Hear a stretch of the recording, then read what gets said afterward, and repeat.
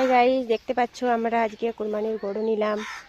অনেকদিন আগেই নিয়ে নিলাম। আজ হচ্ছে মার্চ মাসের 4 তারিখ।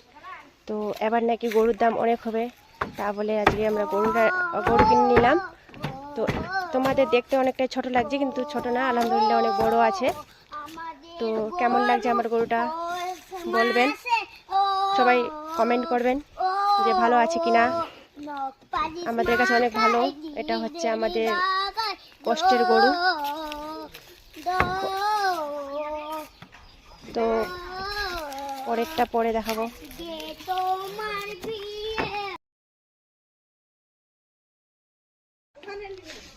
হাই গাইস, আমাদের এই যে কুরবানির গরু নিয়ে আসলো, আলহামদুলিল্লাহ।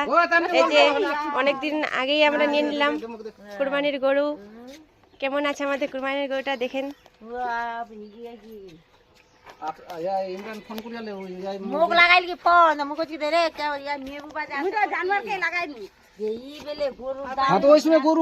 এবার অনেক গরুর দাম, তা বলে আমরা আগেই নিয়ে নিলাম। তো কেমন লাগছে বলবেন।